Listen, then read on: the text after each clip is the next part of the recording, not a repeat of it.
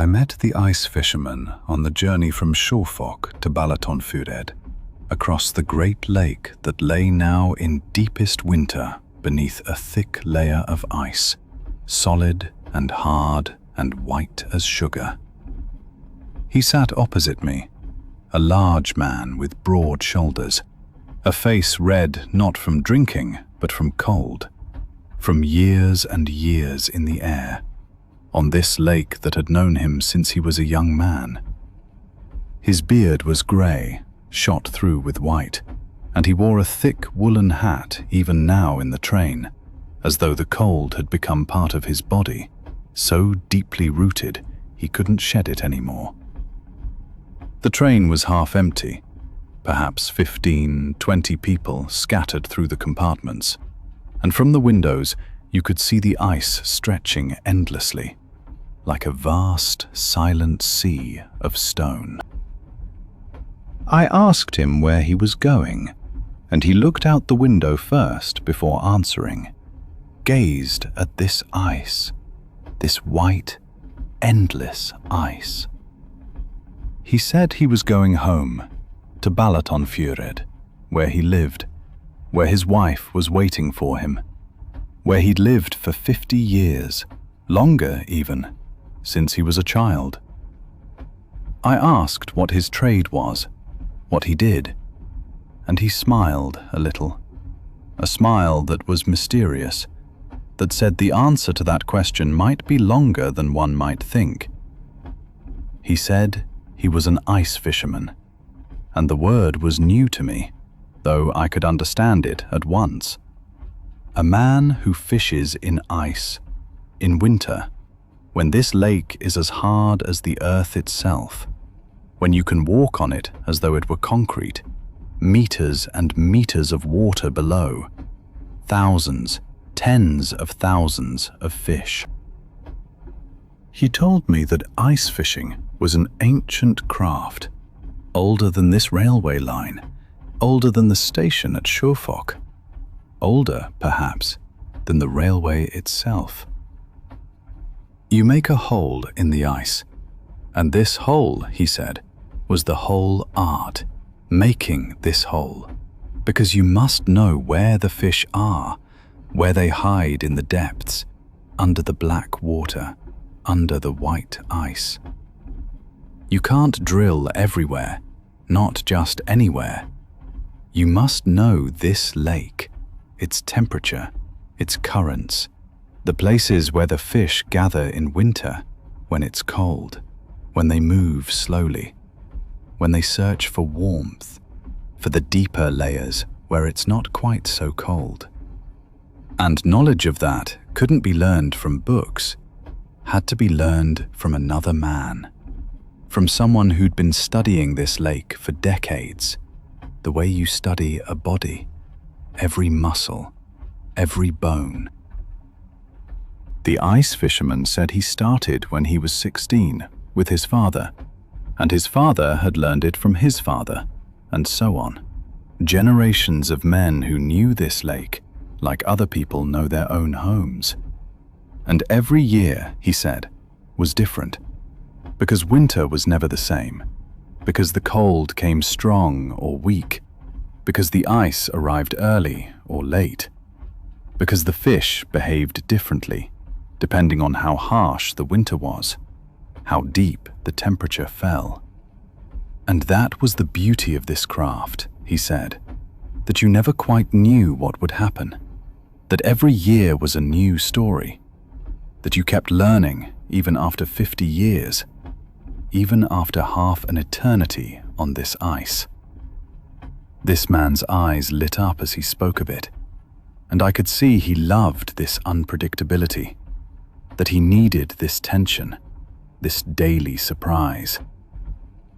Then he described to me how you fish when the ice is so thick you make a hole with a saw or a long drill, slowly, carefully, because the drills can go dull, because the ice is very hard deep down.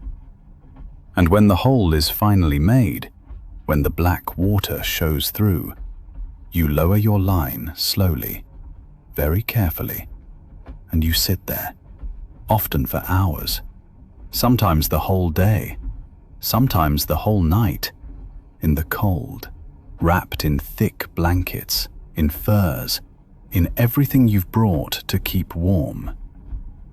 And you wait, he said. You simply wait.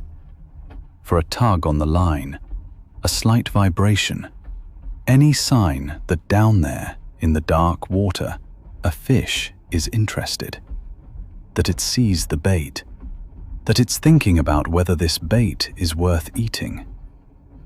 And this patience, said the ice fisherman, this is the secret. Whoever has no patience can't be an ice fisherman. Whoever thinks it should go fast, he'll lose the job.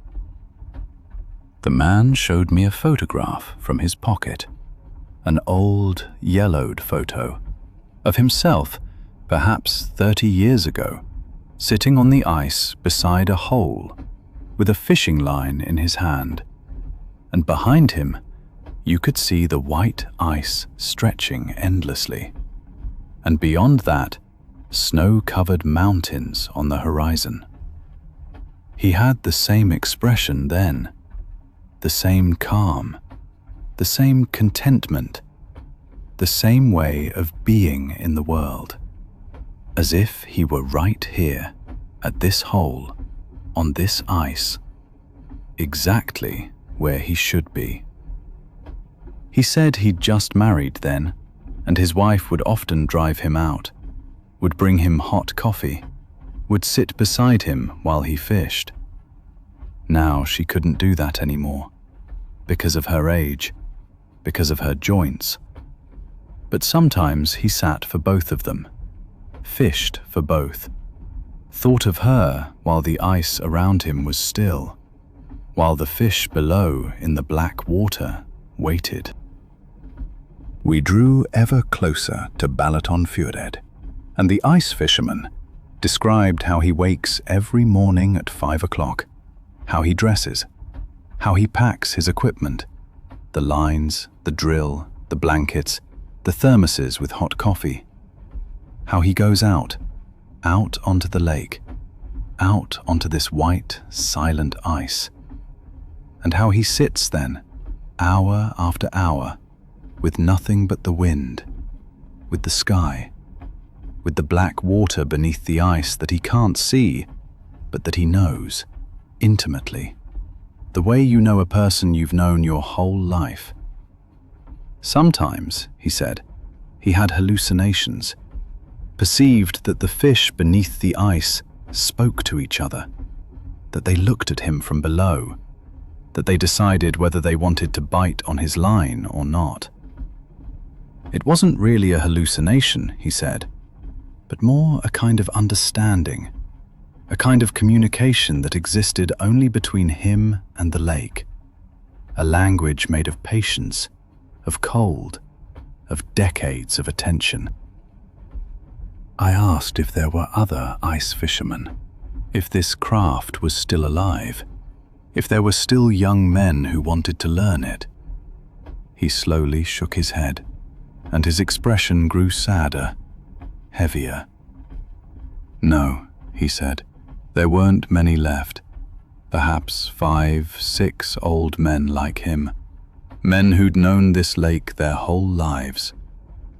The young, he said, didn't want it anymore, wanted warm houses, wanted office jobs, didn't want to sit in the cold anymore for hours, doing nothing, just waiting.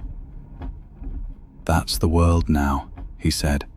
The world has gotten too fast, and this profession is simply too slow, too patient, too silent.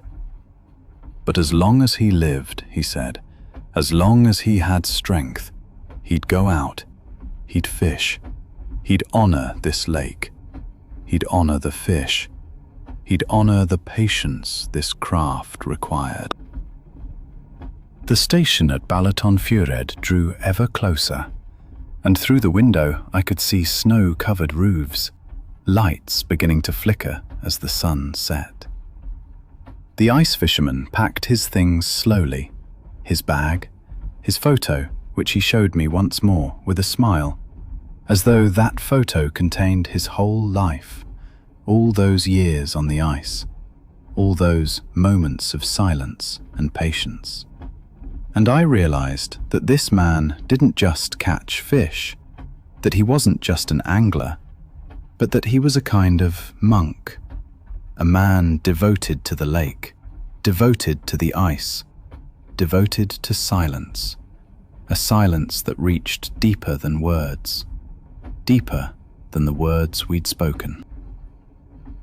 And I thought about it as the train slowed and came to a stop, how this man would go out every winter, how he'd sit on the ice, how he'd wait, how he'd feel the cold, how he'd hear the wind, how he'd hear the lake, this ancient lake, this Balaton, which had existed for thousands of years, which had seen thousands of winters, thousands of men who'd sat on its ice, who'd waited, who'd fished, who'd offered their patience to it.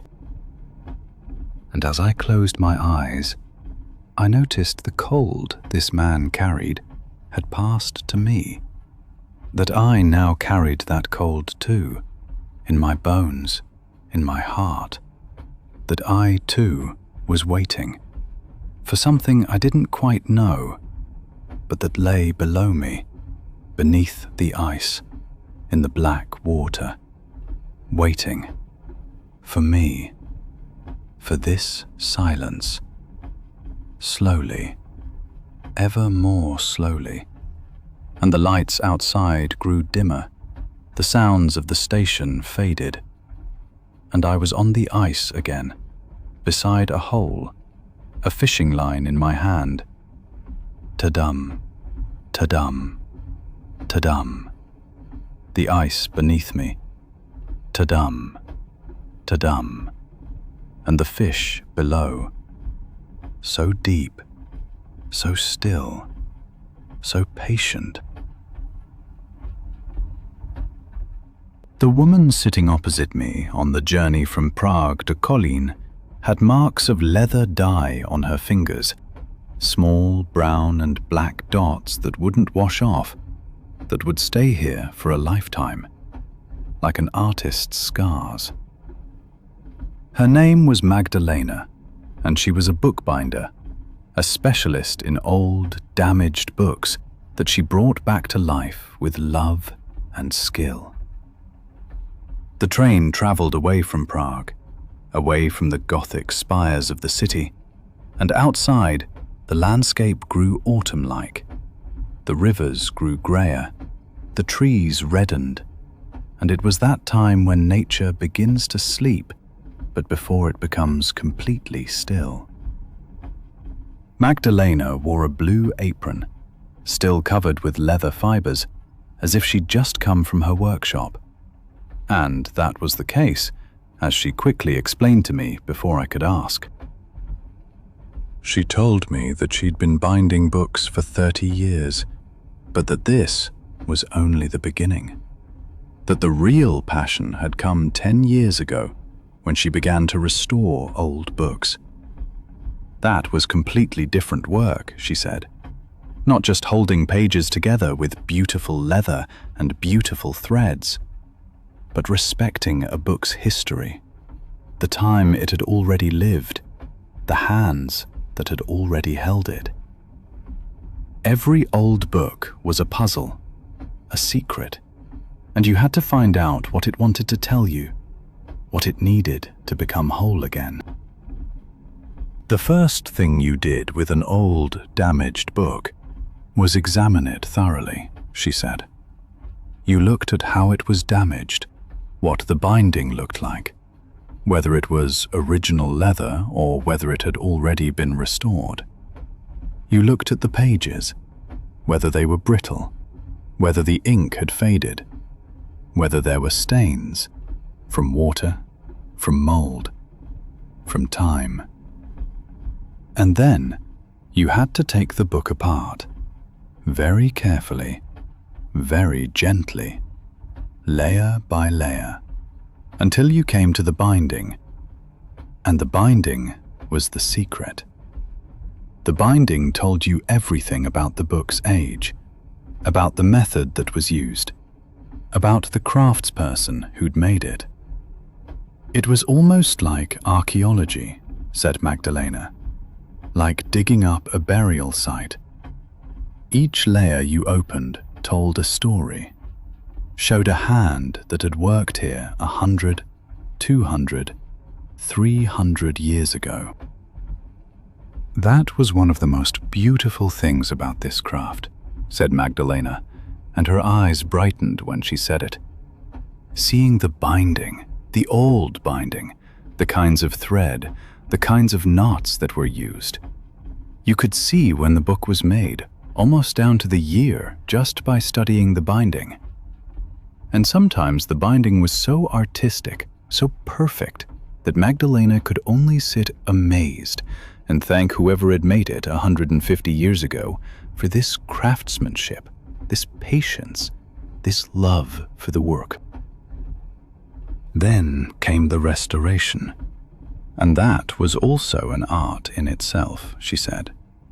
If the binding was damaged, you had to replace it, but not simply make a new binding. No, you had to make a binding that matched the original, that reflected the same period, that fitted into the same time in the book's history.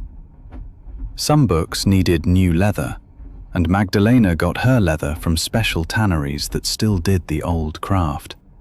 Leather that was naturally dyed, that would change over the years, that would grow old like the original leather. Some books needed new threads, and you had to hand sew these threads with special needles, with special techniques that were as old as the craft itself. It was important, said Magdalena, that the restoration wasn't visible, that you couldn't see where the old work ended and the new work began. Only the binder would know. Only the hand that had done it would know the secret. She showed me a book she'd just restored, and it was beautiful, with dark brown leather, with gold decorations on the spine, with a binding so perfect that you could hardly see that it had been restored. But if you carefully opened it, if you felt the binding, then you could sense that a new hand had put it together. A modern hand, but one that understood the old craft, that had respect for the original. And the pages were still there, brittle sometimes, but still legible, still beautiful, still full of the thoughts of whoever had written in or read the book so long ago. Restoration was like a form of love, a form of devotion that was impossible without understanding the soul of the original work, without honoring the hands of the artist who had created it. Magdalena told me about the special books she'd restored. A 16th century book whose owner had filled the pages with notes, thoughts, questions, small drawings in the margins. Another book that was 150 years old and that still contained the songs the family had sung together, with names and dates beside each song. A third book was a diary from a young woman who'd lived during the war, and her thoughts, her hopes, her fears were still there, still readable, still vivid. And for Magdalena, these books were more alive than anything else, more alive than new books, because they contained the story of a life, perhaps several lives, all these hands, all these eyes that had held the book, that had turned the pages. They were like the souls of their owners, trapped in leather and paper, waiting to be set free again, to be read again, to be loved again. And when Magdalena took these books into her workshop, when she touched these old pages with her hands, she felt the continuity, the connection across centuries. And it was as if the dead came alive again, spoke again, told their stories again. The train traveled further away from Prague, and I thought about the books in Magdalena's workshop, waiting to be restored. The old, damaged books that only needed a skilled hand to live again. I thought about all the hands that had bound these books hundreds of years before. Hands that were dead, but whose work was still alive, still functioned, still held the pages together, still protected the thoughts trapped inside. She told me also that there were moments when she worked on an old book when she could almost feel the presence of the original binder, as if that person stood beside her, showed her what to do, where to sew, how to glue. It wasn't a spiritual experience, said Magdalena, but rather a continuity, a connection across time, an understanding between craftspeople, between people who understood the same thing, who respected the same thing. And Magdalena slowly closed her eyes, and in her face I could see the tiredness, but also the satisfaction. The kind of satisfaction you feel when you do something that's right, that's meaningful. Her hands rested on her lap, and yet they weren't still. Yet they moved in the invisible movements of binding, of sewing, of leather pressing. The train rattled over the rails, ta-dum, ta-dum, ta-dum. And it was as if the threads themselves were being sewn, one stitch after another. The binding, the binding, the binding that held everything together. Everything that would fall apart without these stitches, without these fine knots.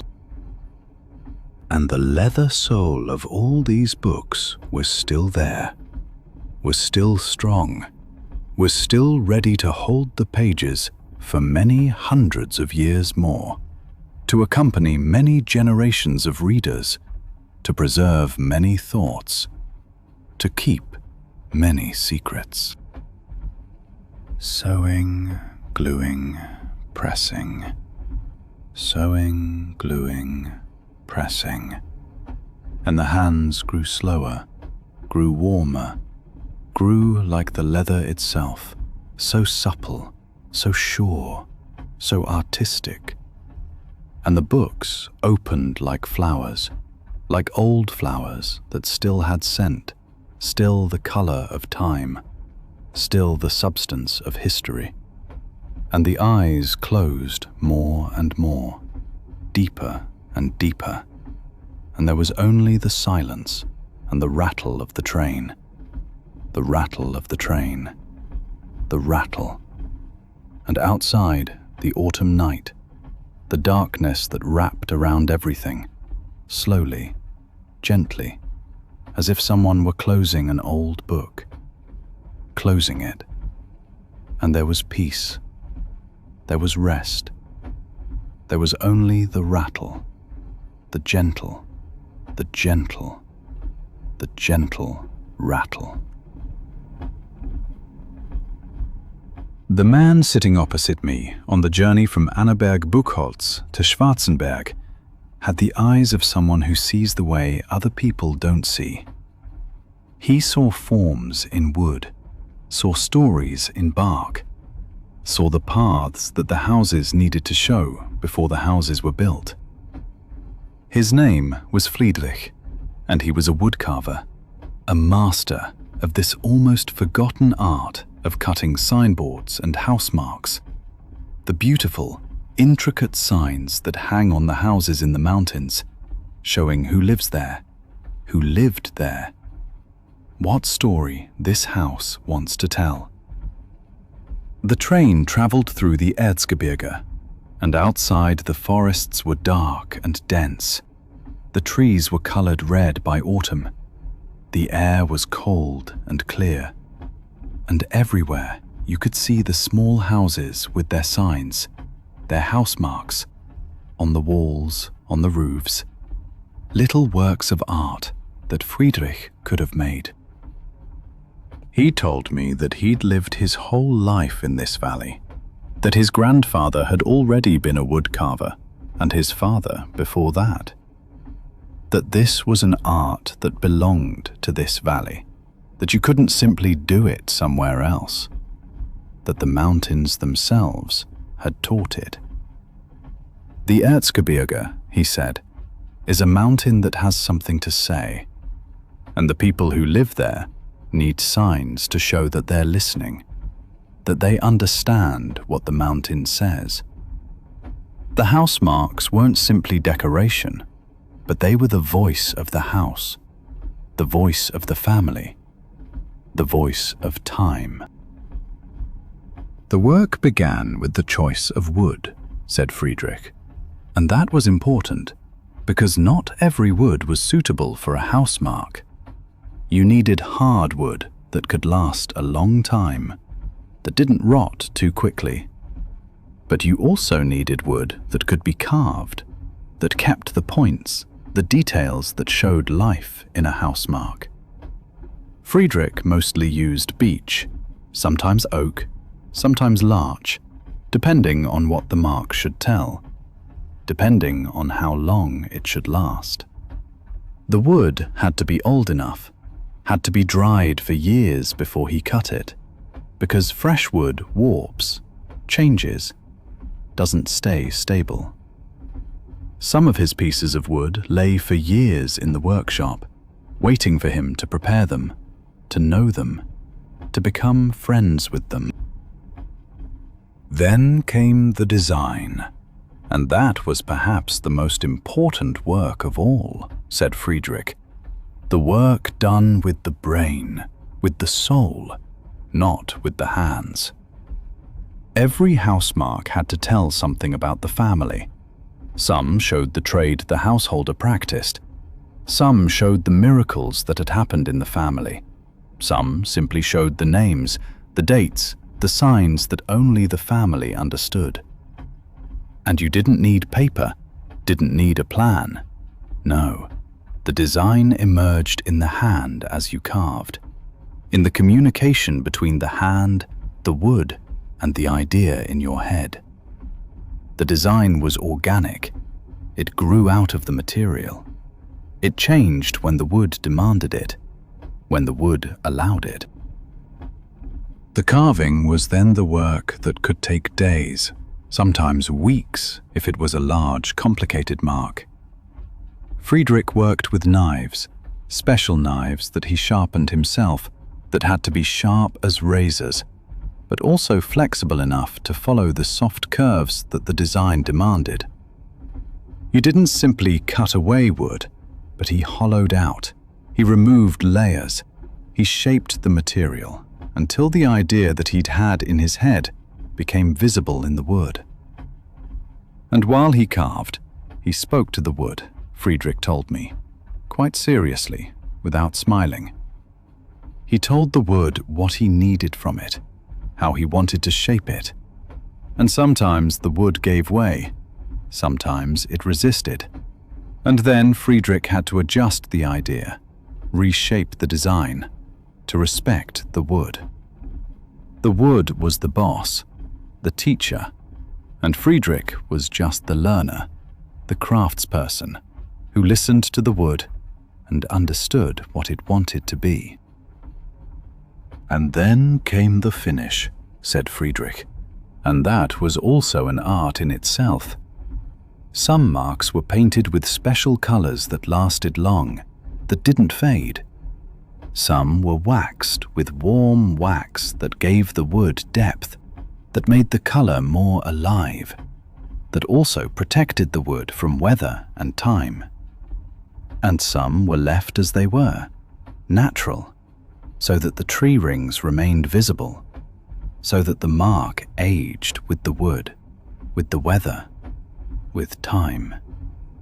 These last ones were Friedrich's favorites, he said, because they showed that the mark was alive, that it changed, that it wasn't deathless, but that it grew more beautiful with the years. You could restore a book, But a house mark had to live in the open air, had to defy the elements, had to grow stronger year after year, even if the paint faded, even if the wood turned grey. He showed me a mark he'd just finished, not yet attached to a house, and it was beautiful. It showed an eagle, large and strong, with wings spread, and beneath the eagle, a name and a number, 1847, perhaps the founding of the house. The wood was coloured yellowish with warm tones, and the work was so detailed, so fine, that I almost expected the eagle to fly, to move. Friedrich said that this mark had taken 3 months, that he worked on it every day, at least 6 hours, that there was no haste, no impatience, just the work, just the communication between hand and wood.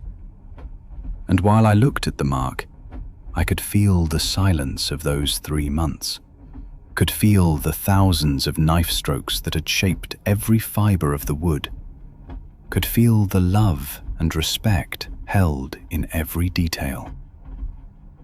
The train travelled deeper and deeper into the mountains, and outside it grew dark.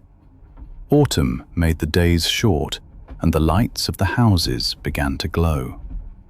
And I could imagine how these marks glowed on the houses, how they told who lived there, what had happened there, how long the houses had stood.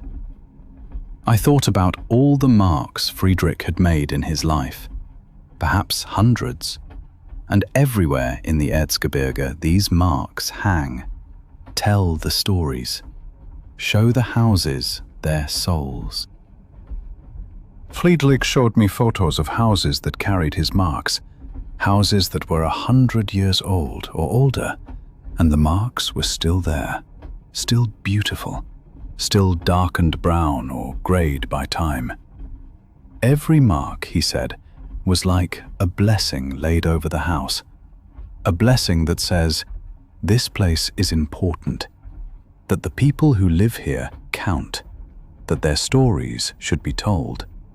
And for Friedrich, that was the greatest reward. Not the money, but the fact that the mark lasted long, that it survived, that it was still there decades and centuries later. And Friedrich closed his eyes very slowly, and his hands rested on his lap. But they weren't still. They were still busy with the invisible carving, the invisible shaping, with forming the wood fibers. The train rattled over the rails. Ta-dum, ta-dum, ta-dum. And it was as if the knife blades were cutting, one after another, the layers of wood, the layers of time, the layers of history, cut by cut, mark by mark, everywhere in the mountains, everywhere in the houses, everywhere the signs showing who lives there, who lived there. And the house marks came alive in dreams, became flights, became dances, became voices that sang over the mountains, that pierced the night, that bound all these houses and all these people with their stories in an eternal chain of creation and respect. Carve, shape, form. Carve, shape, form. And the hands grew slower, grew warmer, grew like the wood itself, so strong, so patient, so full of history. And the eagles flew in dreams, flew over the mountains, flew over the houses, flew over time. And the marks glowed in the darkness, glowed, glowed. And the eyes closed, deeper and deeper, more and more.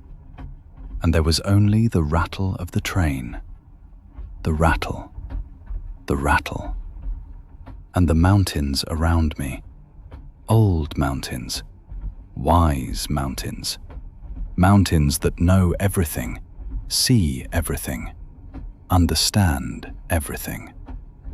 Rattling, rattling, rattling.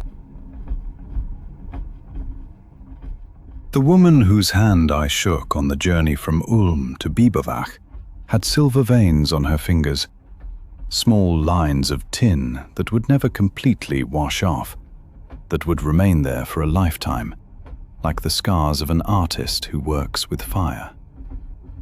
Her name was Ursula, and she was a tin caster, one of the last in Swabia who still mastered the old way of melting tin and casting it into molds to create beautiful things. Plates, cups, pitchers, all the things that once stood on every wealthy table. The train travelled away from Ulm, away from the tall minster, and outside, the landscape became Swabian, flat, mild, with fields and forests that had long since taken on the colours of autumn. Ursula wore a dark jacket, but beneath it, I could see the traces of her work. Burns, small scars from hot metal. And it was as if the work was glowing out of her skin, as if it was shining from within. She told me that she'd been casting tin for 40 years, that she'd learned it from her grandmother, who'd also learned it from her grandmother.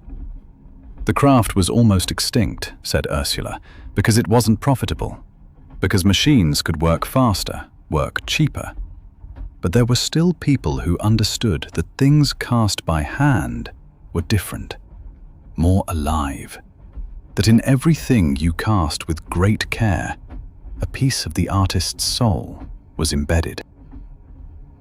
The tin itself was interesting, said Ursula, and it wasn't pure tin, but an alloy, tin with a little copper, a little silver sometimes, depending on what the object needed, what color it should have, how durable it should be.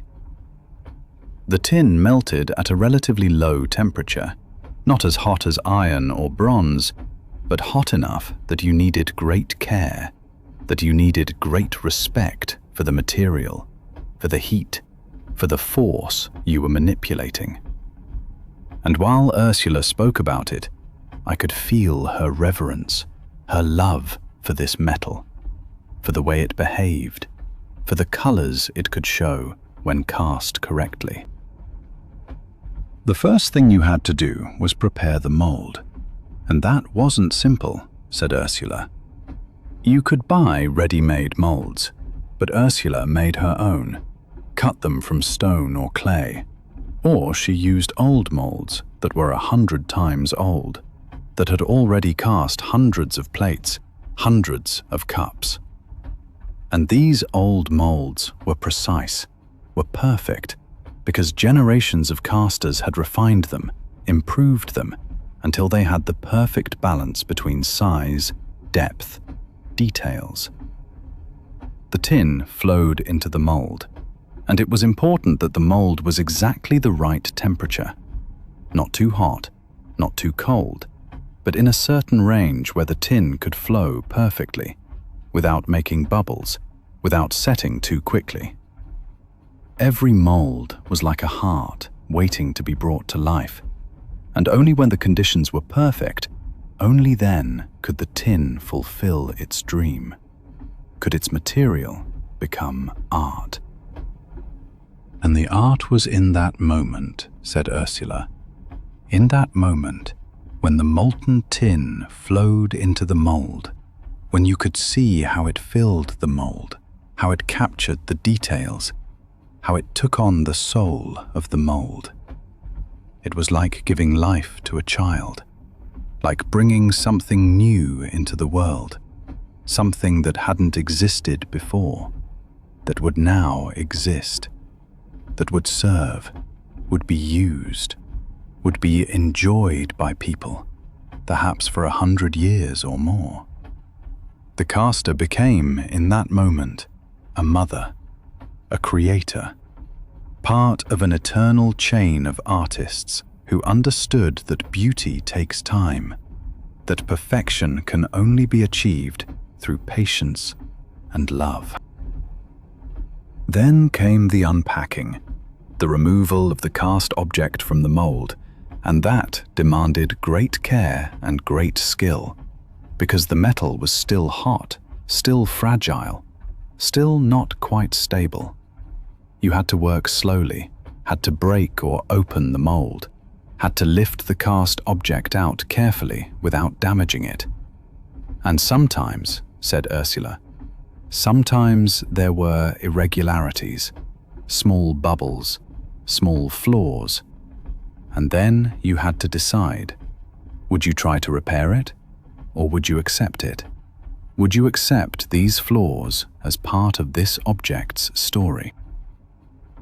She showed me a plate she'd just cast, and it was beautiful, with a design showing flowers, leaves, an abundance of nature, all cast from tin.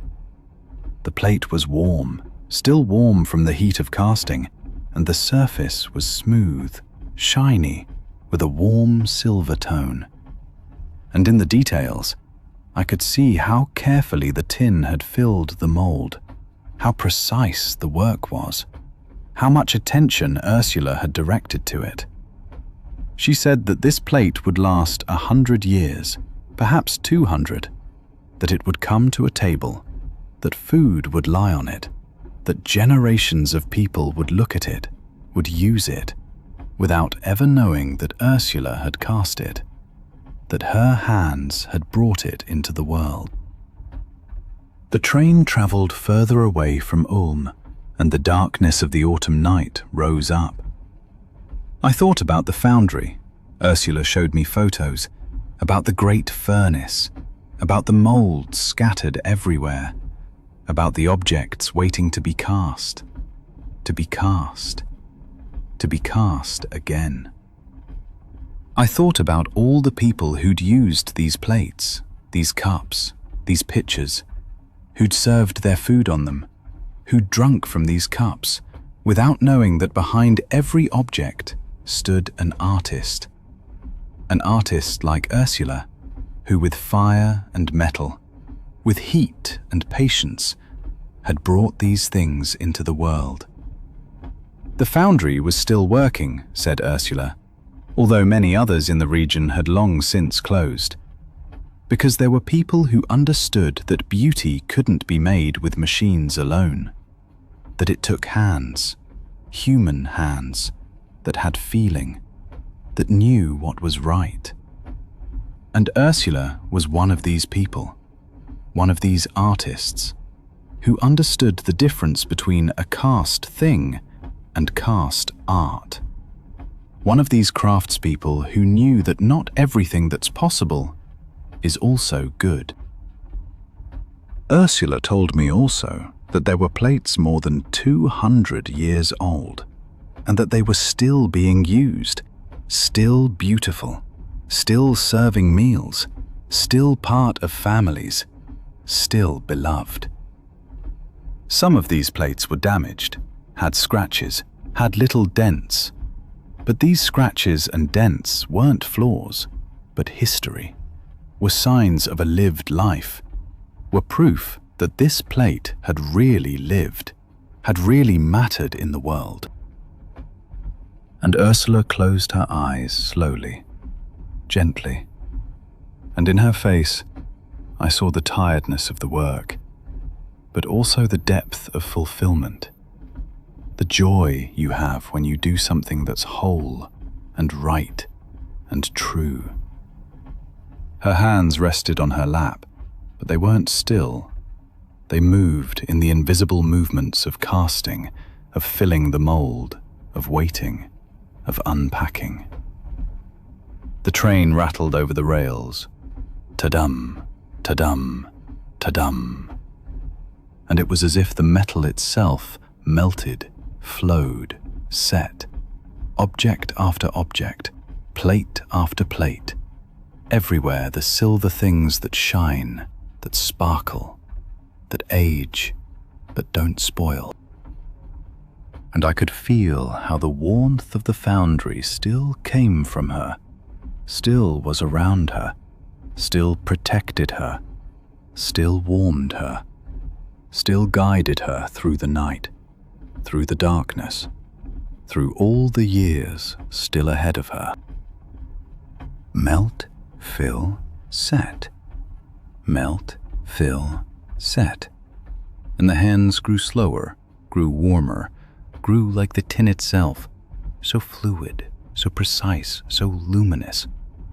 And the plates grew in dreams, grew and became larger, became like silver lakes, and I could see myself in them, could see all the people who'd ever eaten from Ursula's plates, everywhere in Swabia, everywhere in Germany, everywhere in the world.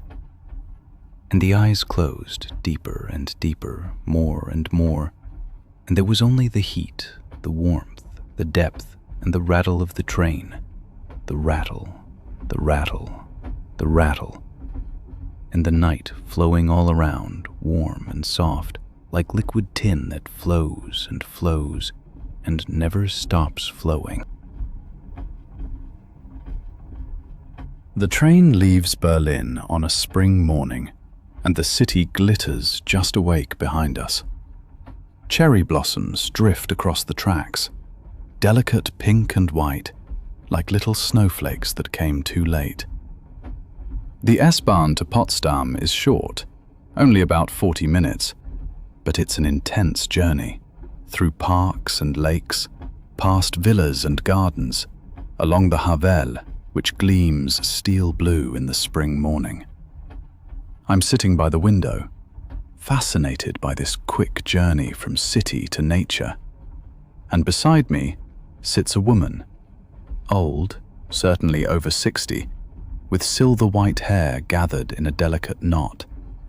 She wears a light green scarf, and in her hands she holds with great care a small album of dark leather. The woman opens the album, and the first thing she draws from her large bag is a magnifying glass.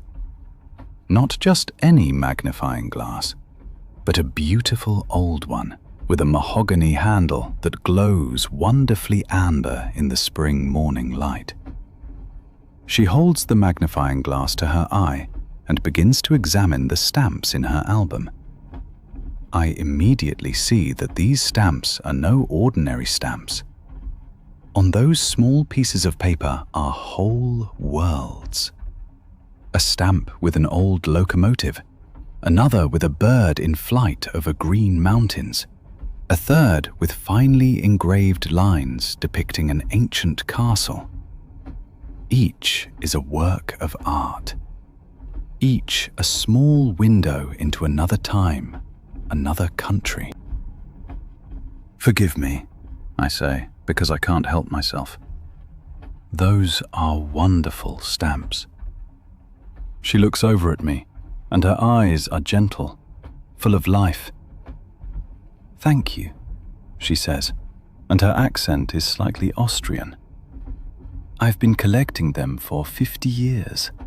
Or, no, longer. Since I was a girl. My grandmother gave me the first stamp, an Austrian one from 1910. She points to a place in the album. There sits a tiny stamp, brown and green, old and valuable to look at. That's still my favorite, the first. All the others came later. She flips through the pages, and as she does, it becomes clear that this album is not a dry collection. This is an autobiography.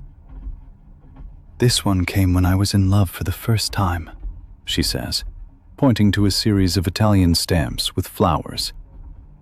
I was 19. The boy, Giovanni was his name, came from Rome. He was a painter. We were together for 3 months, then he went back to Italy. But he sent me letters, all with beautiful stamps, so I'd have something of him, something lovely. She pauses, smiles, and the smile is bittersweet, colored by decades. Each stamp was a piece of him. We're now traveling through the Potsdam suburbs. The Havel is closer, more brilliant. Cherry blossoms flutter through the train window. The woman shows me a German stamp with a wing on it. I got this from my husband a year before he died. He was 17 years older than me. He sent me this stamp with a note on the back. If I could fly, I would come to you. That was 1998. He died in 1999, a year later. She touches the stamp gently with her magnifying glass. Every stamp is a door. A door? I ask, and the word hangs between us like a question. She nods without hesitation. Yes, every stamp opens a door to a moment in my life, a moment that would otherwise be past, forgotten. But the stamp, it remains. It holds fast. It says, that was real. That was important. That was beautiful. She shows me a series of French stamps with artworks. These are from my daughter, who lives in Paris. She sends me postcards sometimes with the most beautiful stamps, and I only keep the stamps. My daughter thinks I'm mad, but I'm not collecting letters. I'm collecting those moments when she took time to write to her mother. The train window now shows me lakes, the Müggelsee, or one of the many lakes around Berlin. The color is pure spring blue, and the sun reflects off it like liquid gold. The woman looks out and suddenly speaks without transition. If you could send a letter to your 20-year-old self, what stamp would you put on it? I'm surprised by the question. She asks it so naturally, as one might ask about the weather. But the question cracks me open like an egg, and I sit there not knowing what to say. I think of my 20-year-old self. What would I send her? What would I tell her? What stamp would express that? I don't know, I say honestly. The woman smiles, not mockingly, but with understanding. That's all right. Most people don't. But sometimes, if you collect long enough, the answer hides somewhere between the stamps. She flips further. There are hundreds of stamps, perhaps thousands, each one a life. It took me a long time to find the right stamp for my 20-year-old self. I was 46 when I knew what it should be. A German stamp from the 1960s, with a woman sitting at a window looking out at the rain. That's me. That's always been me. Someone looking out and dreaming. We're approaching Potsdam. The train slows. The parks are full of people enjoying the spring. And I sit here, beside this woman who collects her life in stamps. And I understand that the real beauty is not in the stamps. The beauty is in the attention with which they're collected. The beauty is in the love each stamp carries. The beauty is in the memory it preserves. The train pulls into Potsdam. The woman puts away her magnifying glass and closes the album with great care, as if closing a sacred book. She stands, takes her bag. "Thank you for listening to me," she says. "That's rare. Most people aren't interested in old stamps." She looks at me, and her eyes are serious. "But you asked. You understood the question. That means something." Then she goes, and I remain seated, my heart still filled with that question. If I could send a letter to my 20-year-old self, what stamp would I put on it? The train stays in Potsdam, and I look out the window. see the castles in the distance, the cherry blossoms still falling. The woman's question hovers in me like a feather slowly sinking, ever more slowly, until it settles on my heart. Which stamp? I don't know yet, but I begin to understand that it's waiting somewhere in my past, in an album I haven't yet collected, in a moment I haven't quite recognized. And I lean my head back, my eyes tired from the spring sun, and as my mind begins to wander, I think of doors, of stamps, of people who take time to hold beautiful things.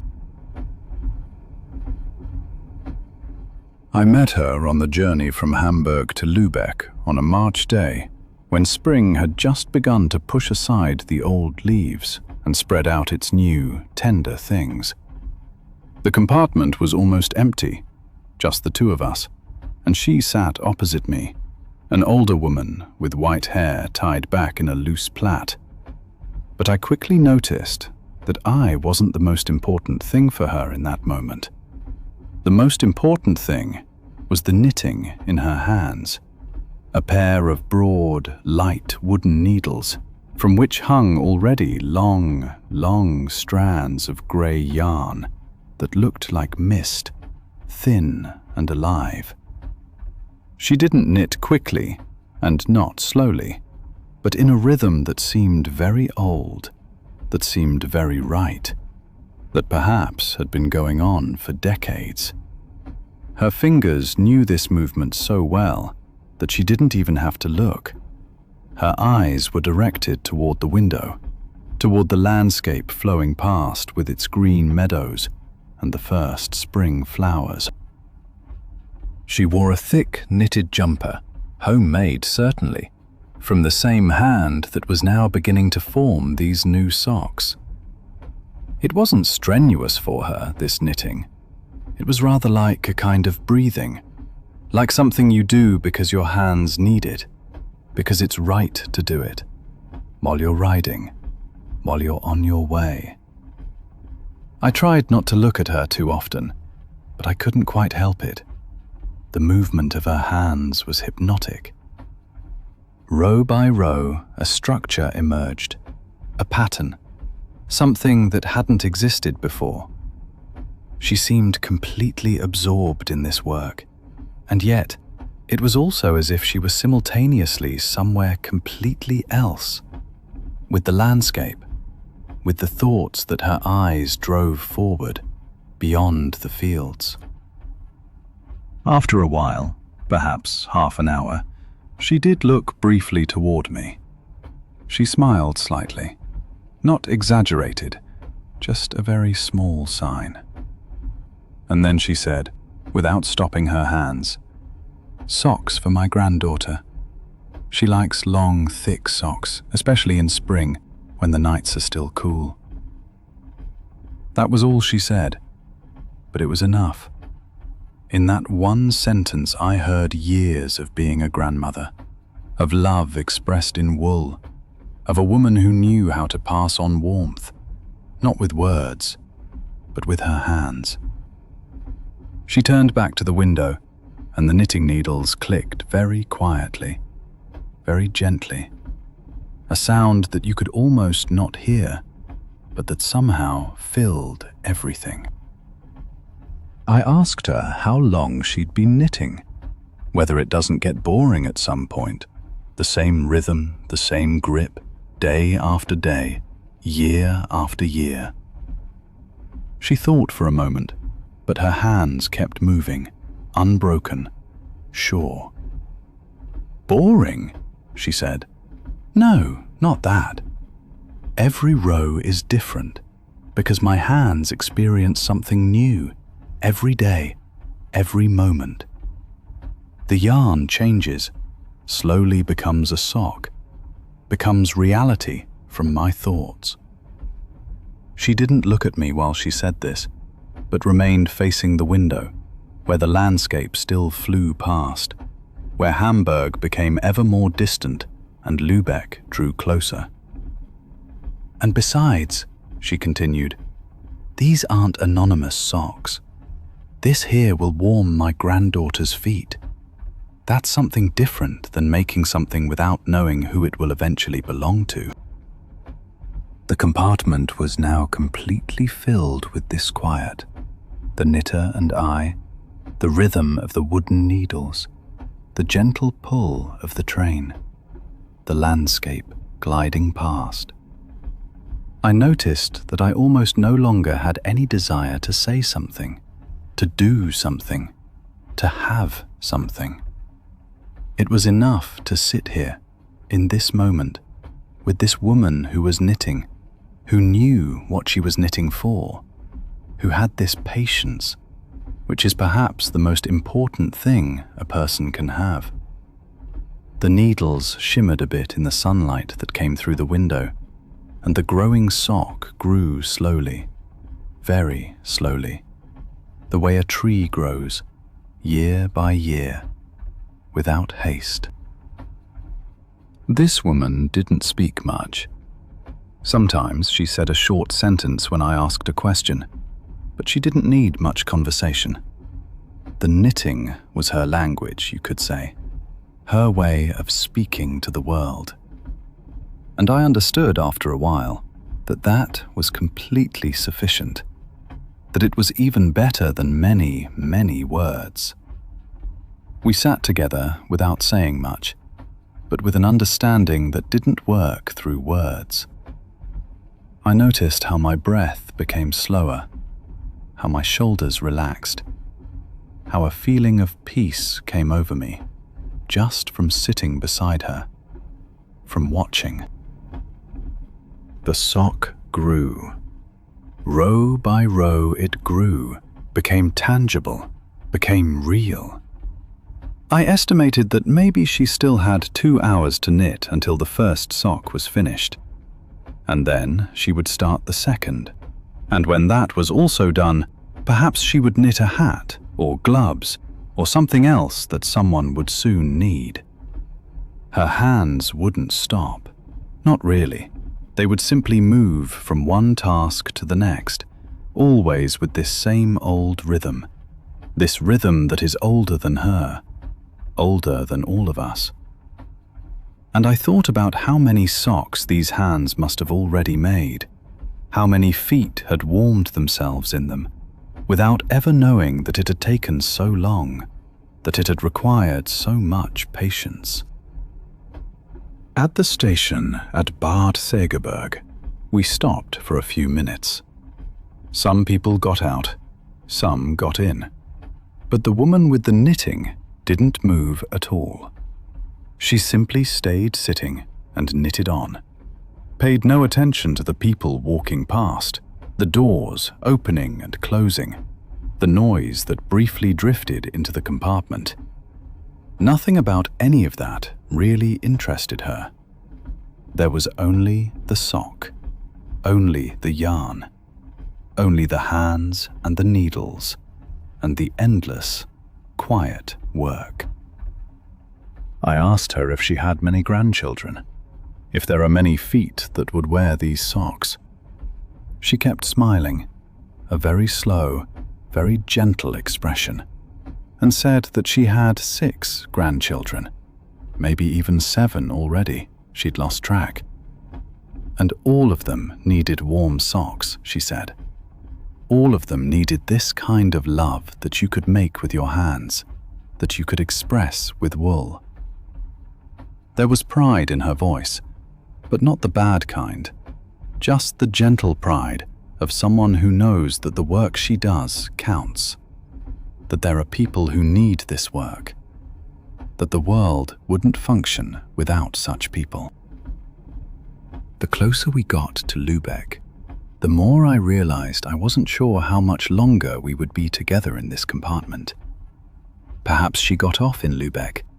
Perhaps she only needed to go somewhere else with the train for a stop, but it didn't trouble me the way it might have. Because already now, something of this woman had stuck with me. Something of this quiet, this purposefulness without haste, this love expressed in wool. I would probably never see her again, But that didn't matter. The moment was enough, sitting beside her, watching. The quiet, wordless communication that existed between us.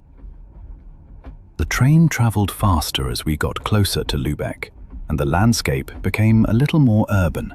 Fewer meadows, more houses, more life. But in our compartment, it remained quiet, remained calm, remained with this knitting, with this rhythm that didn't speed up. The woman still had her eyes toward the window, but I could see that perhaps she was also beginning to fall asleep, that her eyelids were growing heavy, while her hands, automatically, of their own accord, kept going. And I leaned my head against the window and felt the vibration of the train, the vibrations of the rails.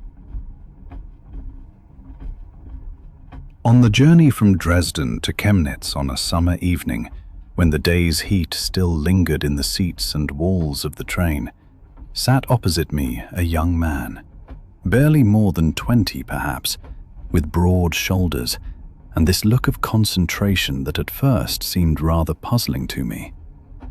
He wore headphones, the large black sort that surround your whole head, and for some reason I could tell right away that it wasn't just any music he was listening to. It was something serious, something that demanded his full attention. His eyes were half closed, but not tired. No, it was a different sort of half closing, as though he were looking inward, as though he were listening for something very deep that I couldn't see, something that reached him only through those headphones. The train rattled along at a steady pace, and the countryside around us was entirely green, richly green, summer in all its fullness.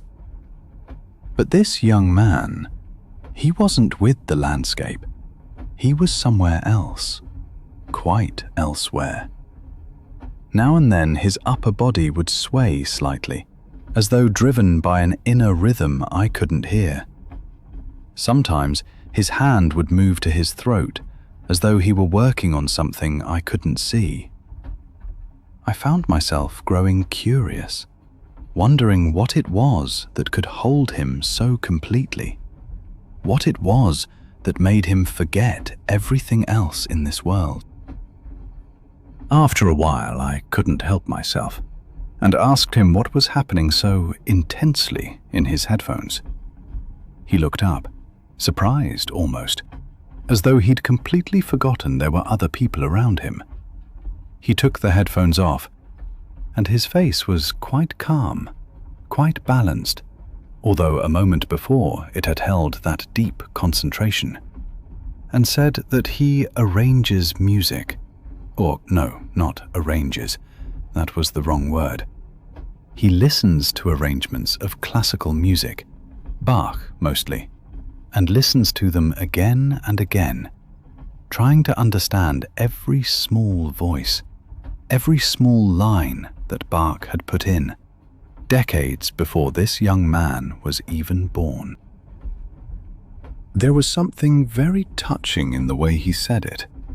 Not proud, not haughty, but humble almost, as though he understood he'd entered a tradition that was older than he, that required very large hands to carry. He told me that Bach had written these things with his hand on paper, pen dipped in ink, in times when there were no recordings, no way to hear something before playing it. Bach had to hear it all in his head, had to imagine how it would sound, had to trust that inner voice, that ability of the human mind to hear music that doesn't yet exist, that hasn't yet been made. And now, said the young man, now he tries to follow Bach's example, not in composing, but in this sort of deep listening, this way of truly hearing, listening not just with the ears, but with the whole body, with the whole soul. He tried to understand every turn, every sudden modulation Bach had made, every small surprise hidden beneath the surface. "When you really listen," he said, "you understand it's not just music.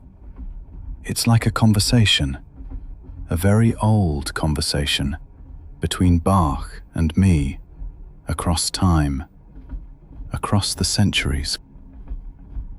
I said nothing in reply, but I noticed my breathing had changed, that I'd grown calmer simply from listening to this young man speak about this deep, quiet music.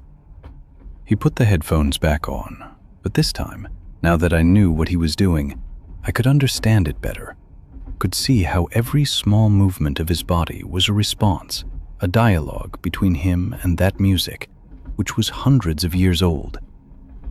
His face was entirely relaxed, entirely devoted, and I thought that perhaps this is the greatest thing a person can do, to give oneself so completely to something that the whole world outside disappears. The train continued, and outside, the landscape changed somewhat. The villages grew larger, the cities drew nearer.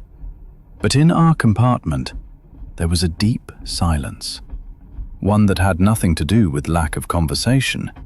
It was a full silence, a silence filled with music, although only this young man could hear it. I closed my eyes and imagined Bach sitting and writing, setting those notes on paper, knowing that one day, centuries later, a young man on a train would hear this music, would listen, would understand, would pass it on, would carry the line forward. I wondered how many people nowadays could still listen like this. How many people still had the ability to give themselves so completely to deep listening. All around us, on this train, in this world, people wearing headphones. But how many of them were truly listening? How many actually let the music penetrate them, let it work, let it change who they were? This young man, I thought, he understood something that most people had forgotten, something that was very important, something it's a pity to lose. I continued to watch him as he sat with his headphones, as the music took him away to a world I couldn't enter, no matter what I tried. Sometimes he'd nod ever so slightly, as though agreeing with Bach, as though understanding what the old master had just done. Why this turn? Why this surprise? And I realized this young man wasn't just arranging music. He was actually listening, in a way that resembled dialogue with an old friend, a long, unfinished conversation across centuries. There was something very comforting in this sort of devotion, in this sort of focus. The young man no longer truly existed in this train, not really in this world of speed and noise. He existed in another time, another reality, a reality Bach had created, a reality that existed only in music, that existed only in the deepest listening of a listener. And I thought that perhaps this was the most important lesson I could learn on this train, that true freedom lies in giving oneself so completely that you abandon your own existence, your own identity, for something greater. There was something very sacred in this young man, in the way he put on his headphones and vanished entirely into another world. He was perhaps 22 years old, a young man, but he understood something that people often lose as they age: the ability to devote oneself completely to something, the ability to forget the whole world in order to listen closely to one thing. And I realized that perhaps this is the best thing a young person can learn. Not how to go faster, not how to achieve more, but how to listen, truly listen. How to be present, truly present. After 2 or 3 hours, when we were already quite close to Chemnitz, the young man finally took off his headphones. He looked at me and smiled a little. That quiet, peaceful smile of someone who's just returned from a long journey, even though the journey had lasted only 2 or 3 hours. Even though the journey had been only into music. "Thank you for leaving me in peace," he said quietly.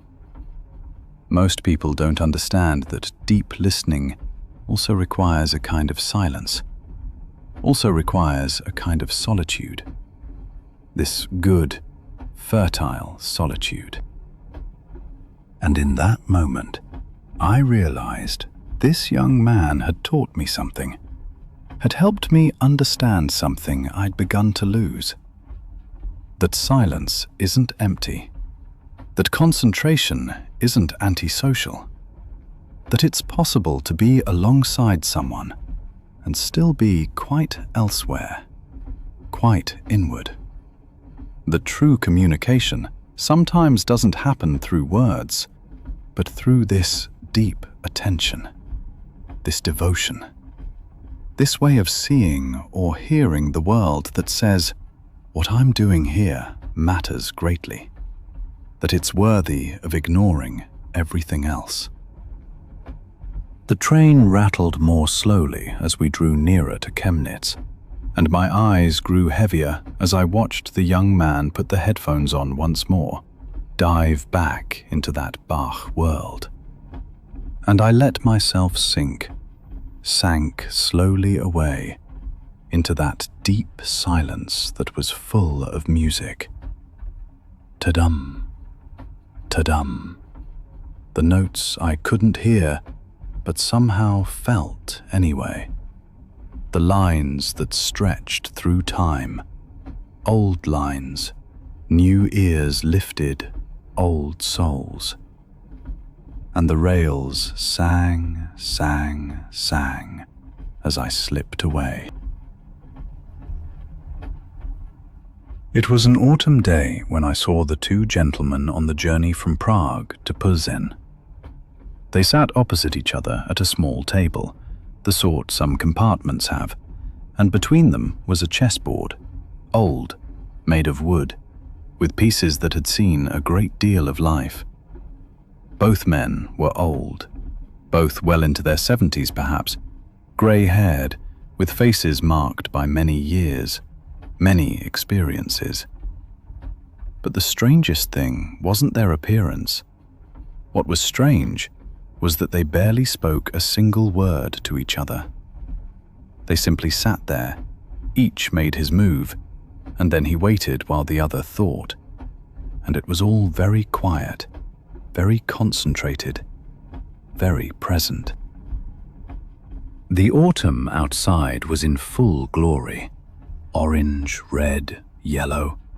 But these 2 men paid the landscape hardly any attention.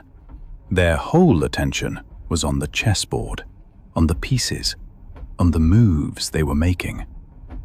I tried to understand whether they were bitter, whether it was an angry, helpless silence, or whether it was something quite different. But the longer I watched, the more I realized it wasn't angry. It was rather the opposite. It was as though 2 people were speaking a language only they both understood, a language that needed no words because the moves on the board said everything that needed saying. Sometimes, when one of them made a move, the other would smile ever so slightly, as though he understood what the other had just thought, as though he'd already known that this move was coming.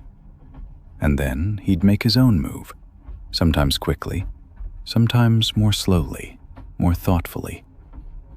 There was a rhythm to it, a back and forth, a dialogue that was very subtle, that was very full of meaning, although no words were spoken.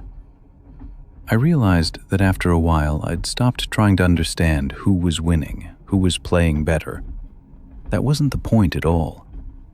The point was that these two people met here, met once a week perhaps, or every day, and the game was only the reason, only the form into which this presence was poured.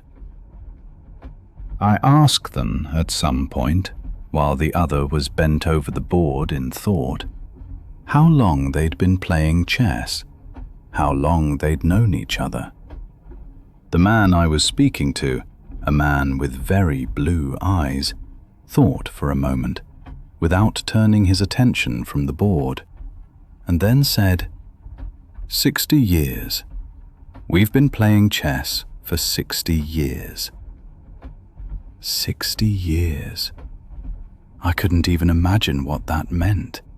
Playing chess for 60 years with the same person. 60 years of these moves, these small moments, these dialogues on a chessboard. The other man laughed quietly, a warm laugh, and said, "And he still hasn't learned how to protect his king."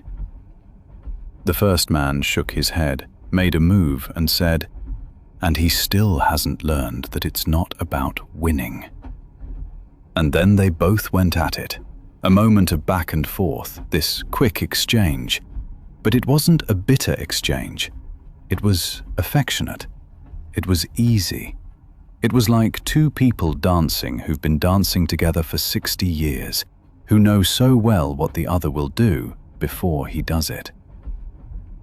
I leaned back and let myself be drawn entirely into the world of these two men. The train rattled along, the autumn flew past, but here, in this compartment, was an island of concentration, of presence, of silence that wasn't empty, but full of meaning. I thought about how rare that is these days, to have such constant presence with another person, such an obligation to another human being, to this silence, to this dialogue without words. These two men, they'd found it, and I realized they were unspeakably happy, even though they didn't speak a word to each other. After an hour, they were still playing. The game had grown deeper, more complex. Both sides still had pieces, but it was clear the end was approaching. One man made a move, and the other thought for a long time, really long, and I could see he'd noticed something. Understood that the game was perhaps over, that he might lose. But it didn't seem to bother him at all. He laughed quietly, very quietly, more to himself than to the other, and made his move. And then the game was over. The other man leaned back and nodded slowly, as though he understood something very deep. And then one of them said to me, very quietly, as though he didn't want to speak the word too loud, "Checkmate." But not bitterly, not triumphantly. No, it was like an ancient ritual. A ritual they'd performed daily or weekly for 60 years. And each time, it was like the first time, like a prayer that could never become outdated or tedious. They immediately began setting the pieces up again. No complaints, no "you should have done," no anger. Just the sense that the next game would begin, that there were still more games, still more time to share this presence, to share this silence, to share this loving attention. And as they set up the pieces, I realized I was almost falling asleep, that the calm of these two men was catching, that their presence drew me deeper and deeper away. The story of these two men was incredible. They'd met, one of them told me later, when they were very young men, still during the war, and chess had been for them both an anchor in a cruel time, a moment of concentration, of normality, of the feeling that there were still things that mattered, still things that made sense. And since then, all these years, all these decades, they'd met every Saturday to play chess together. Sometimes one would win, sometimes the other. It didn't matter at all. The routine, the presence, the fact that they both knew they would meet, that the other would be there, that was what was sacred about it. They'd lived through the whole world together. Wars, peace, illness, the changes of time, the appearing and disappearing of people around them. But every week, still, they'd meet to conduct this quiet conversation. One made up only of moves, of this old, old language, older than words. There was a beauty in this chess game beyond all description. The beauty was in the moves, in the way each piece was moved, with a care that only comes to people who know that life is too short to do anything carelessly. I watched as this man, this blue-eyed man, advanced a pawn, and I watched the other man understand it, already know what the next move would be, already thinking 3 moves ahead, following this other man as though he were following him in a dance they'd been practicing for decades. And I thought that perhaps this is the deepest thing 2 people can do together. Not speak, not talk, but simply play together, think together, speak together a language that's older than all words, older than all speech, older than humanity itself. The stations drift past, Prague ever further behind us, Posen ever closer. But time in this compartment seemed to stand still, or to flow differently, in an old rhythm, a rhythm tied to the chess game, to these 2 people who knew each other so well they no longer needed to speak. I closed my eyes and heard only the clicking of the pieces on the board. Ta-dum, ta-dum, ta-dum. And it was like a heartbeat, a very old heartbeat. A heartbeat that was love, that was understanding, that was presence.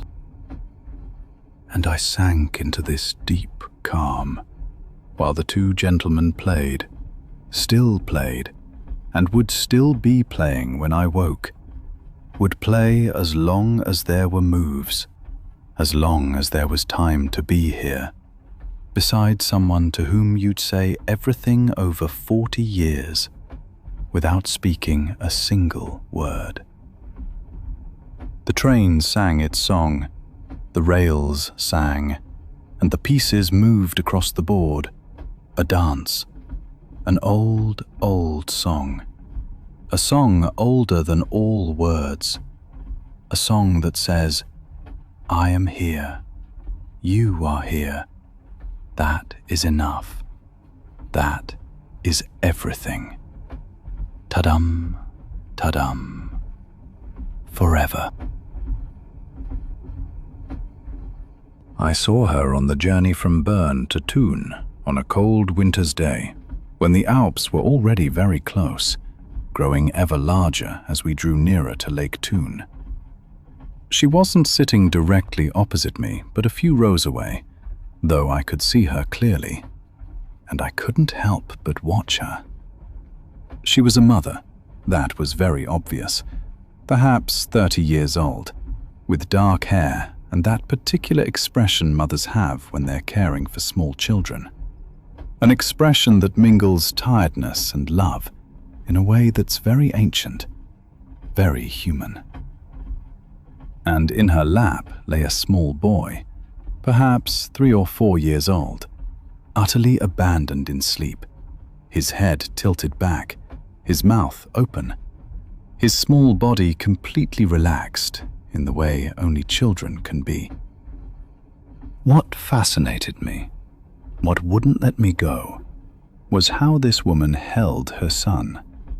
Her hands weren't tense at all, not clenched.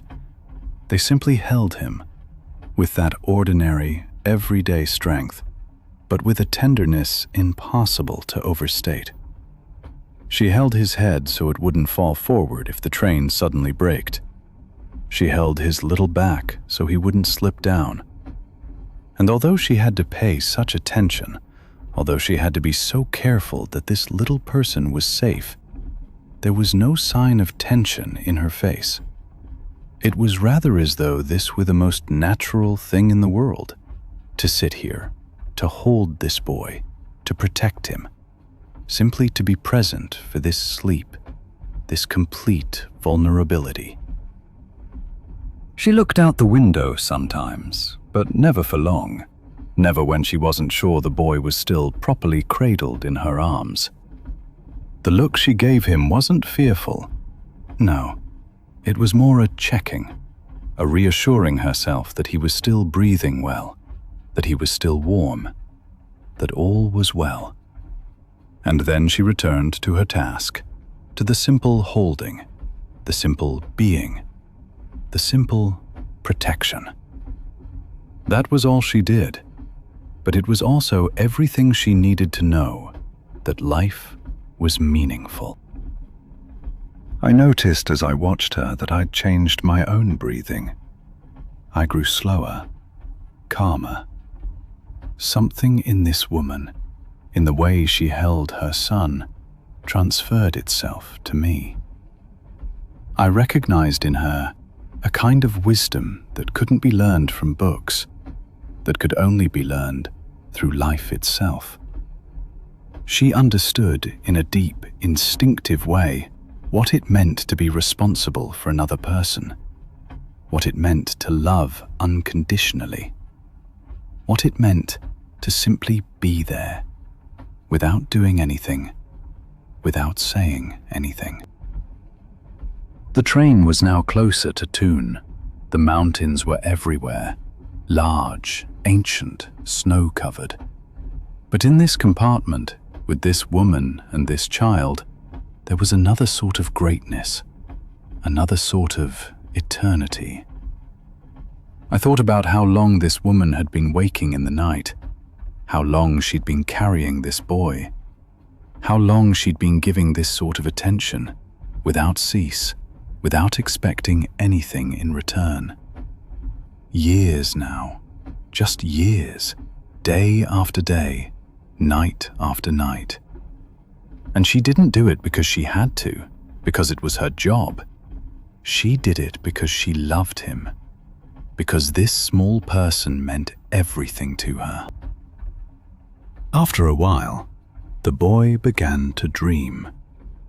I could see how his face changed, how his eyes moved beneath his lids, how his small mouth was caught up in his dreaming.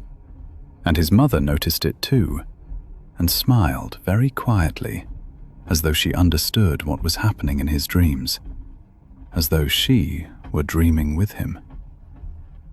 She leaned her cheek against his head, very gently, so gently, and I saw her eyes beginning to close too, that she was falling asleep as well, surrendering too into this warmth, this closeness, this love. And in that moment, as the two slept, the mother and the child, together, within each other, I suddenly understood something great. I understood that this was what everything meant. This was what it meant to be human, what it meant to love, what it meant to have the next moment without fear, without hurry, just these two people, these two bodies, these two hearts beating together in this train, while the mountains flew past. No one around them seemed to notice how special this moment was. Some people sat with their phones, others looked out the window, others read, but nobody seemed to see the sacredness of it, the sacredness of this mother holding her son in her arms while he slept, while she also slept, while the world outside continued to turn, while the trains ran on, while time flowed onward. But I saw it, and I couldn't look away. I thought about how this woman woke night after night when the little one cried, when he had a fever, when he had nightmares. I thought about how she'd held this boy 100 times, exactly like this, exactly this way, to give him security, to show him the world wasn't so terrible, that there was still someone there for him, no matter how dark the night. And each time she did it, she loved him still more, still deeper, still more boundlessly. In that moment, I didn't see just a mother with her child. I saw the whole history of motherhood, the whole history of love, the whole story of what it means to sacrifice everything for another person, to give everything without ever expecting anything in return. And I realized that perhaps this was love's real secret, life's real secret. Not being loved, but loving. Not receiving, but giving. Not being taken care of, but giving completely, utterly, without reserve, until the last breath. The boy went on dreaming, his small mouth forming words I couldn't understand. Was it a happy dream? An adventure in his dreams? I'll never know, but it didn't matter either. His mother knew he was safe, that he was secure, that the whole world had disappeared except for her closeness, her warmth, her presence. And she, the mother, wasn't tense, wasn't stressed, although she had to stay here every moment, had to keep watch, had to remain present. No. She was relaxed, peaceful, as though she were exactly where she needed to be, as though this were the only task that mattered, that made everything else unnecessary. I understood in that moment that I was watching an aspect of life that's rarely spoken of, that's sometimes made invisible, but that holds the whole universe together. This was a mother's love, one that needed no words, that didn't need to be seen, that existed only in this moment, in this holding, in this silent, complete surrender. This woman didn't sacrifice for her son. No, that's the wrong word. She gave herself for her son. And through that, she found something much greater than herself. Something that had meaning. Something that justified her life. We drew nearer to Thun. The city was already visible, already felt.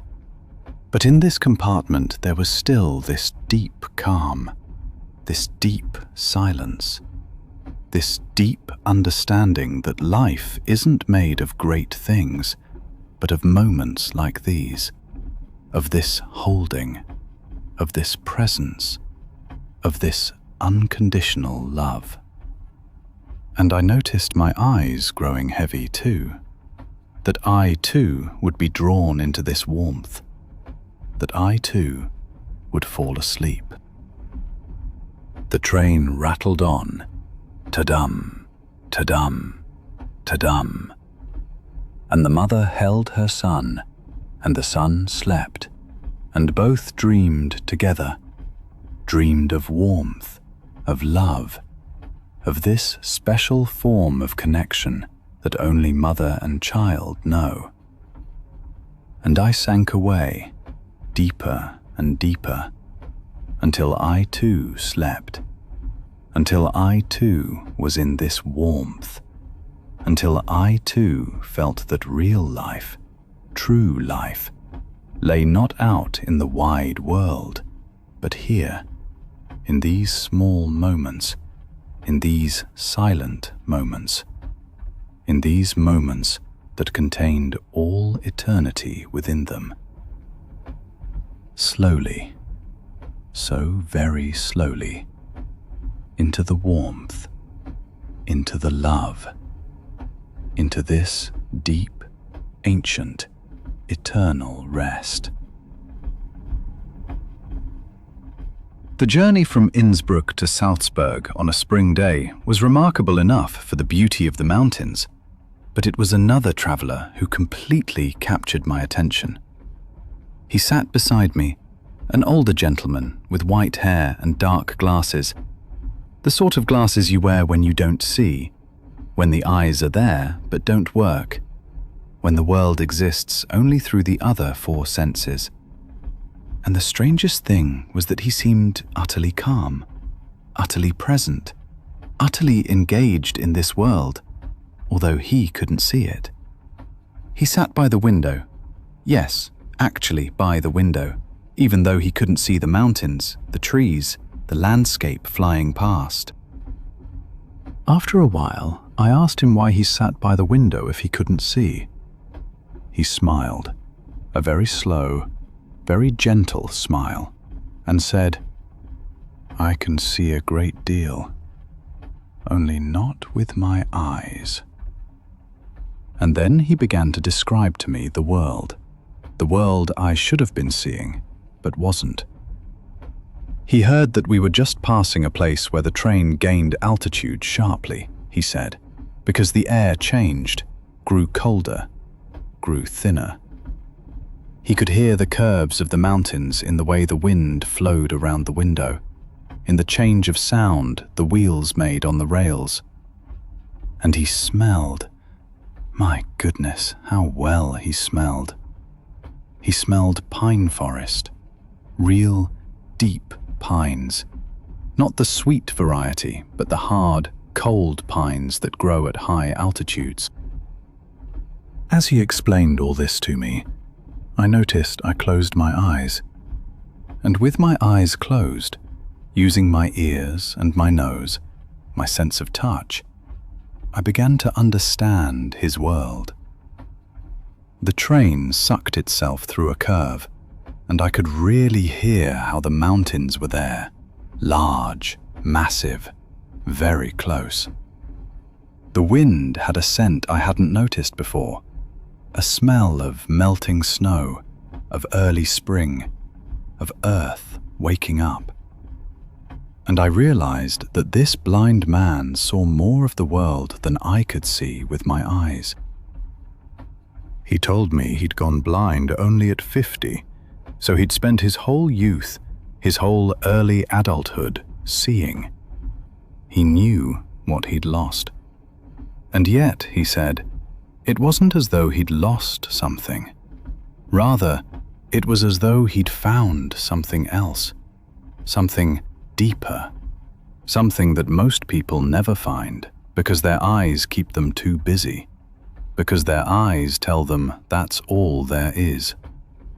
But the sound of a staircase, not just hearing that there's a staircase, but hearing the shape of the staircase, understanding the geometry through sound. The smell of a room, not just entering a room, but understanding through smell who was there before you, what happened there.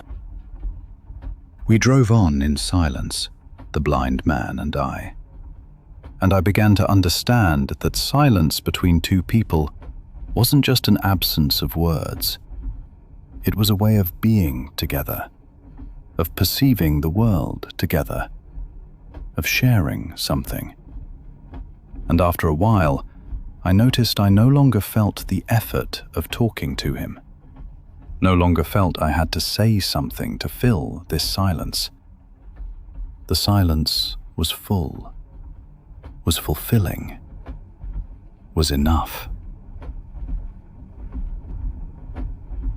A few stations later, Virgil, I think, or Brixleg, the train stopped, and the blind man told me he knew where we were. "That's Brixleg," he said. "I know the sound of that station, the sound of the doors, the way the wind whistles at this station. I've got out here 100 times, and each time I see it with my other senses, and it's never the same, because spring is different every year, because the silence is never quite the same silence." I asked him whether he was sad to be blind, whether he sometimes wished he had his eyes back, and he thought for a long time, a very long time, while the train started moving again, while the mountains flew past once more. "No," he said finally, "I don't wish I could see. It's not that I don't miss seeing. I do sometimes. But I've learned that seeing isn't everything, that the world is so much bigger than what the eyes show. And now that I'm blind, I experience the world more intensely, feel it more intensely, understand it more intensely. This isn't a loss. It's a different way of living." And again I closed my eyes, and I tried to be like this man, to listen instead of see, to feel instead of observe. The train sang its song, ta-dum, ta-dum, ta-dum. And I could hear that we were driving along a long stretch, no curves, the track was smooth, very long. And I could smell that the altitude was decreasing, that we were coming to something flatter, something that wasn't mountains. And I could feel that the sun was shining on my face, growing warmer, that spring was arriving, that the season was changing. The blind man beside me had also fallen asleep, or nearly so, his head tilted back, and on his face was an expression of perfect peace. And I, beside him, tried to be in this silence, in this kind of perception that didn't rely on eyes.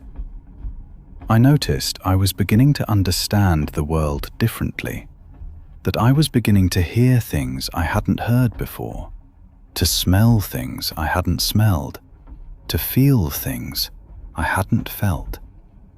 The world grew larger, grew deeper, grew more complex, in a way that was possible without eyes. He told me more about his life, about the years after he went blind, about the work he'd found as a kind of music therapist. He worked with other blind people, taught them how to experience the world without eyes, how not to give up hope, but to invest it in other senses. And he said that this was one of the most fulfilling works of his life, that it meant helping other people discover what he'd discovered, namely, that the world without sight isn't poorer, but different, more intense, more profound. He also said that people were far too dependent on their eyes, that they saw the whole world through one small window and thought that was all there was. But really, he said, truly everything is everywhere, in every scent, in every sound, in every sensation on the skin. The blind man told me more stories of his travels, of the train journeys he made regularly, always on the same routes, to understand the world this way, train by train, kilometer by kilometer, not with his eyes, but with his ears, with his nose, with his skin. He knew this route from Innsbruck to Salzburg so well that he could place each station before we arrived, that he knew where the mountains were, where the rivers were, where the plains were, all through this other way of perceiving the world. We drew closer to Salzburg, and the blind man slowly woke, or half woke, and smiled. "Salzburg," he said. "I smell Salzburg. There's a river here, the Salzach. and the water carries a special scent with it. Fast-flowing water, rock, cold rock from the mountains. And he was right. We'd just crossed a river, I could see it, and the smell in the air really was different. And I realized that this man experienced the world with a kind of presence I could never achieve, simply because he couldn't see, simply because he'd learned to experience in another way. And I sank away, slowly, eyes closed, while the blind man slept, while the rails sang, "Ta-dun, ta-dun, ta-dun," while Salzburg drew closer, while the mountains that I couldn't see but could hear arched around me. And everything was world, everything was meaning, everything was deep, gentle presence. Everything was this deep understanding that life doesn't live in the eyes, but everywhere, in every tone, in every scent, in every sensation the body still has, that the soul still needs to feel at home, to know that one is still alive, that the world is still there, that there are still people who sit with you in this silence, without saying that this is enough, that this is everything. Ta-dum, ta-dum. Forever. I met the Sleigh-Maker on the journey from Brasov to Sibiu, through the Carpathians, where the mountains rise steeply, snow-covered, dark blue in the distance, like the spine of the earth. He sat opposite me, a small, slender man, but with hands that were large, powerful, hardened by wood, by years and years of carving, of filing, of sanding. His eyes were blue, clear as water, the eyes of a man who'd spent his whole life staring at wood, who read every grain of wood the way another person reads books. He wore a dark, heavy coat, and his face was lined, old, perhaps 70, perhaps older. Hard to say, because these were the kind of lines that came from laughter, not worry, that came from many, many years of contentment. The train moved slowly through the snow-covered landscape, and you could see ancient pine forests slip past us, endless, forests that had stood here for centuries. I asked what he did for a living, and he laughed quietly, a warm laugh that came from deep within. He said he was a sleigh-maker, and the word was a little strange to me, but he explained at once that a sleigh-maker was the man who made sleighs, wooden sleighs, the sort used here in the Carpathians since there were people, since there was winter, since there was snow. These sleighs, he said, weren't like the modern plastic sleighs you could buy in cities now. These were real sleighs, made of wood, bent, shaped, with a craft that had to be learned, that had to be understood, that had to be loved to be made properly. And he spoke of it the way another man might speak of his child, with a tenderness that touched me at once, that showed me this man didn't simply have a trade, but a passion, an obsession almost. He told me that everything began with the wood, with choosing the right wood. You had to take beech or ash, woods that were flexible, that were elastic, but also hard, that wouldn't break when you bent them, when you forced them into the shape of a sleigh. And the wood had to be stored for years, he said, not just anyhow, but under exactly the right conditions. Dry, but not too dry, cool, but not too cold. Otherwise the wood would split, would become brittle, unusable. The secret, he said, was patience. Always patience again. Because good wood took time. Because you had to give the wood time to change itself, to prepare itself for its new life as a sleigh. A sleigh-maker was therefore also a man who waited, who was still, who'd understood that hurrying was never good, that hurrying always led to mistakes, that only time perfected. Then he described the process of how he bent the wood, and his eyes grew bright, almost wild. "You took the wood and steamed it," he said. "Steamed it with hot water, with steam, until it grew soft as flesh, until it was flexible, until you could shape it as you wished. And then, in that moment, when the wood was still warm, still steaming, in that moment that lasted only seconds or a few minutes, you had to bend the wood into the proper shape, the curved shape of a sleigh. And you had to hold it, let it dry in that shape, slowly, hour after hour, until it hardened again, until it remembered this new form, until this form was its new life. This bending," he said, with an expression of almost sacred fervor, "this bending was the secret. All the beauty lay in this bending, in the way the wood consented to take a new form." The sleigh-maker showed me a small carving knife from his pocket, an ancient knife, worn but sharp as a razor. "With this knife," he said, "he carved the details, the corners, the edges, all the fine lines that made a sleigh beautiful, that made it a work of art, not just a means of transport.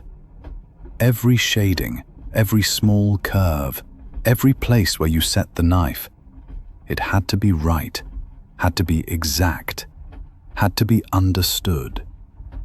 And you had to speak to the wood," he said seriously. "You had to tell the wood where you wanted to cut. You had to ask permission.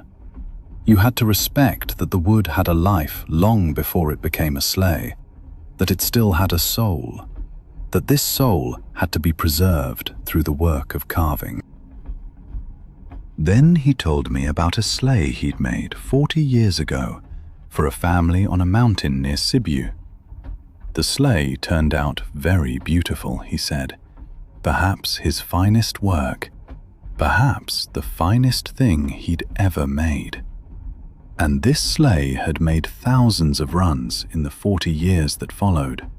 Thousands of children had ridden down it, down snow-covered slopes, laughing, shouting, living. And just recently, only a few months ago, the granddaughter of the girl who'd ridden on his sleigh as a child had come to visit him, had found him, had asked if he remembered that sleigh. And of course he remembered. How could he not? That sleigh was part of his life, part of his soul. And the granddaughter told him that the sleigh was still in use, that it was still beautiful, that it still worked perfectly, as though it had just come out of his workshop. And the old man had wept, said the sleigh-maker, in a voice that had grown soft now, that wavered a little. I asked how long a sleigh could last, how long something made of wood would function if you made it right. He said that a good sleigh, a properly made sleigh, could last 100 years, 200 years perhaps, if you cared for it properly, if you stored it for winter, if you treated it with respect. And this thought, he said, this thought was the most important thing for him when he made a sleigh. That he made it not for himself, but for the next generation, and the generation after that. That the sleigh would outlive him, that it would still be there long after he was gone, that it would still function when his hand had turned to dust. That was his meaning, he said, to extend his life through the sleighs he made, to share his life with others through the things he created.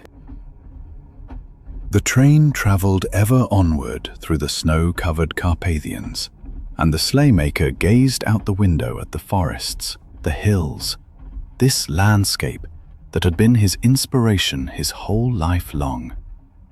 He said he made this journey every winter, from Brasov to Sibiu and back, that he'd made this journey hundreds of times already, that he knew this landscape like the back of his hand. And every time he made this journey, he said, he remembered a child who'd ridden down one of his sleighs on one of these hills, laughing, happy, alive.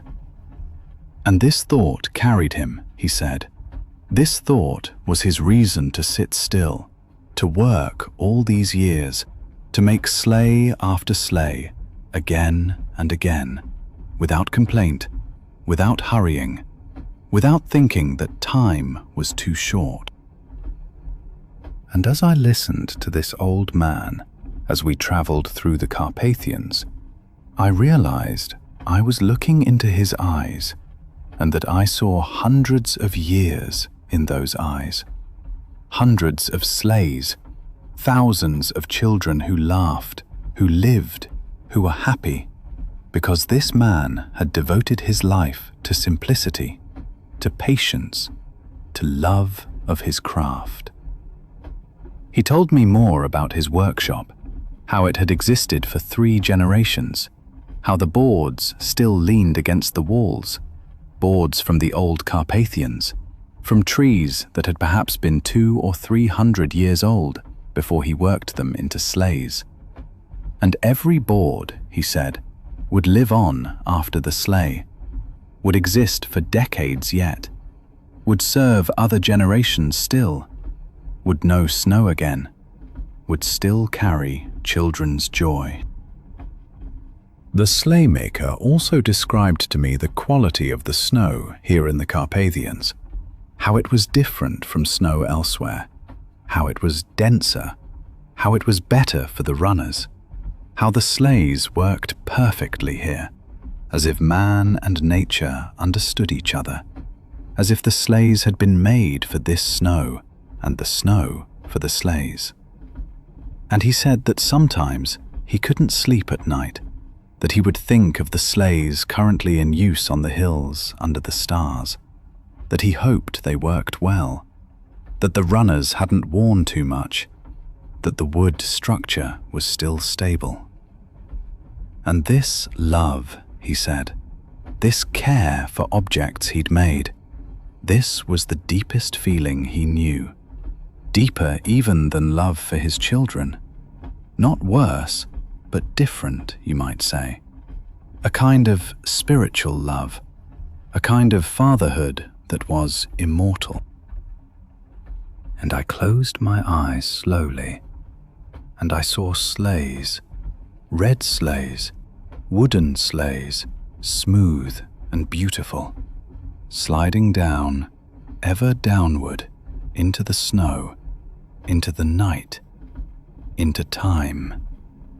Ta-dum, ta-dum, ta-dum, the runners on the ice, ta-dum, ta-dum, and children's laughter, the echo of laughter that was 1,000 years old, that would be 1,000 years old, and the hands of the old man, carving, filing, sanding, still working, still creating, still loving, and the wood fibers, the bending, the strength, and the sleighs, the sleighs, the sleighs descending without end, ta-dum, ta-dum, ta-dum.